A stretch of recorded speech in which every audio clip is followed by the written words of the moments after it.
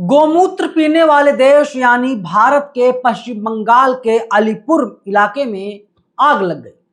आग लगने की वजह से 4000 से ज्यादा ईवीएम यानी इलेक्ट्रॉनिक वोटिंग मशीन जल करके राख हो गई। सारा सबूत मिट गया।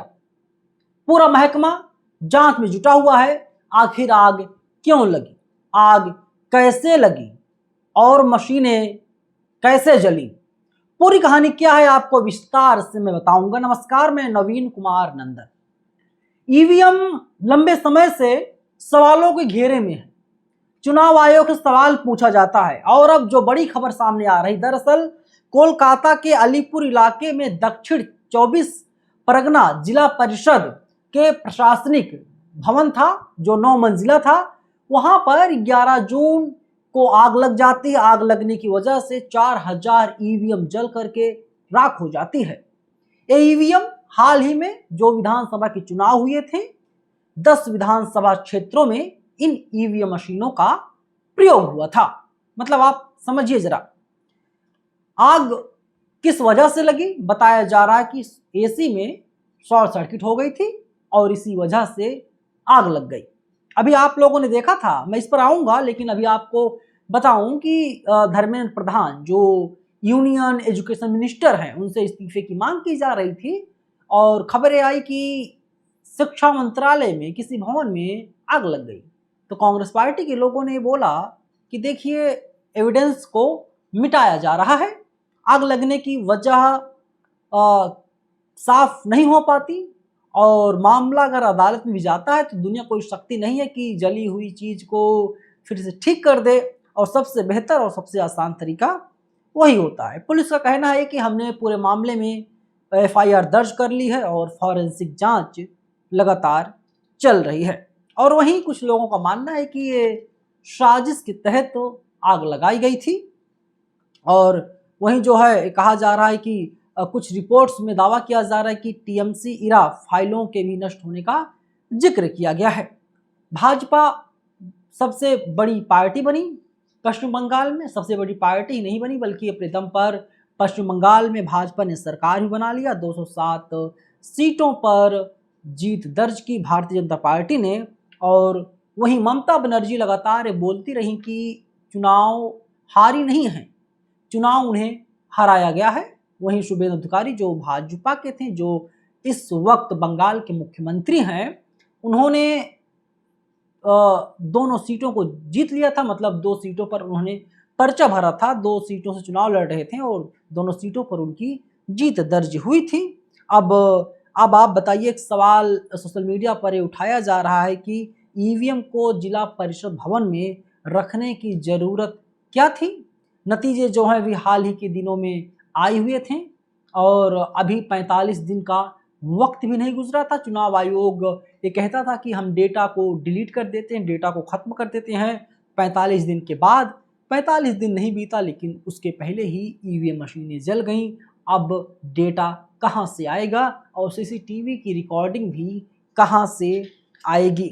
राजनीतिक दल लगातार ईवीएम टैंपरिंग की बात किया करते हैं, लेकिन चुनाव आयोग इस पर चुप्पी साध लेता है और कहा जाता है कि बड़े पैमाने पर ईवीएम मशीन भारत में हैक किया जाता है। अब मैं कुछ आपको प्रमुख तकनीकी दावे और डेमो बता देना चाहता हूं कि देखिए, 2010 में एक अध्ययन हुआ था दोस्तों, और उसमें हार्डवेयर बदला गया था और मोबाइल से वायरलेस निर्देश भेज करके वोट चुराए गए थे या फिर बदल दिए गए थे।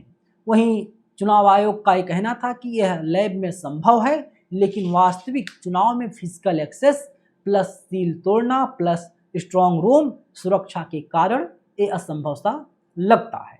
मतलब लैब में ईवीएम के साथ छेड़खानी हो सकती है। चुनाव आयोग ने इस बात को माना, लेकिन जब मतदान होता है तो बेईमानी नहीं हो सकती है।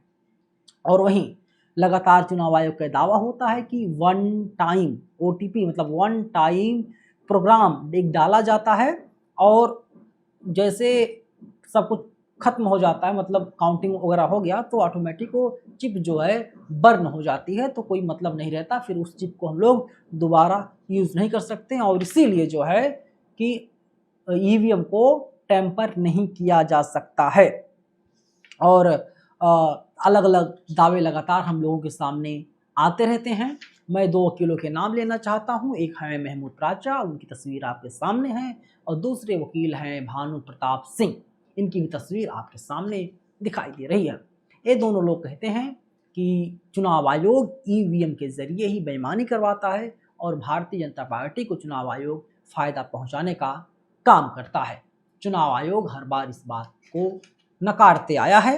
अब आम जनता भी ये सवाल कर रही है, कह रही है कि जब देश में इतने मुद्दे हैं, महंगाई, बेरोजगारी, भुखमरी, आपने देखा कुछ दिनों पहले दिल्ली के जंतर मंतर पर एक बड़ा आंदोलन हुआ। उसके अलावा कॉकरोच जनता पार्टी के मुखिया अभिजीत दीप पुणे पहुंचते हैं, वहां पर भी बड़ा आंदोलन होता है। और आज ही दिल्ली के माफ़ कीजिएगा, लखनऊ के गार्डन में एक बड़ा आंदोलन चल रहा है। जब युवा सड़कों पर हैं, युवा नाराज हैं, तो भाजपा को चुनाव कौन जिता रहा है? अब लोग खुलकर बोल रहे हैं कि उन्हें हिंदू मुसलमान नहीं चाहिए, वो हिंदू मुसलमान की राजनीति उन्हें पसंद नहीं है, उन्हें रोजी रोटी, शिक्षा, व्यापार की राजनीति चाहिए जिससे उनका घर परिवार चल सके। चलिए अब पश्चिम बंगाल चुनाव 2026 की बात कर लेते हैं। टीएमसी ने ईवीएम टैंपरिंग और स्ट्रांग रूम में मैनिपुलेशन का आरोप लगाया। बीजेपी ने जवाब में टीएमसी पर भी गंभीर आरोप लगाए। राहुल गांधी और अन्य तमाम नेताओं ने बार बार जिक्र किया कि ईवीएम हैक होता है या फिर ईवीएम के जरिए वोट चोरी की जाती है। नरेंद्र मोदी को कुछ लोग वोट चोर के नाम से भी बुलाते हैं। कांग्रेस पार्टी ने कहा कि नरेंद्र मोदी वोट चोर है, नरेंद्र मोदी वोटों की चोरी करता है।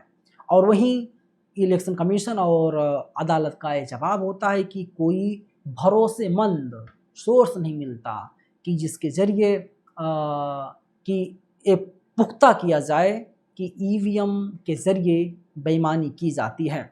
और वहीं सुप्रीम कोर्ट ने वीवीपैट वेरिफिकेशन को बढ़ाया था। 5 पोलिंग स्टेशन पर मतलब एक विधानसभा में 5 जगह कम से कम वीवीपैट लगाया जाए और वेरिफिकेशन आसानी से हो सकता है। अगर 100% भी लगाया जाए तो ऐसे रैंडमली कहीं से उठा सकते हैं और हम लोग उसके ज़रिए वेरिफिकेशन करवा सकते हैं। और वहीं चुनाव आयोग का ये दावा लगातार रहा है कि अब तक लोग ये बोलते तो हैं, लेकिन जब चुनाव आयोग चैलेंज करता है, कहता है कि आइए ईवीएम हैक कीजिए, कोई चुनाव आयोग के चैलेंज को स्वीकार नहीं करता है और कोई भी ईवीएम को हैक नहीं कर पाता है।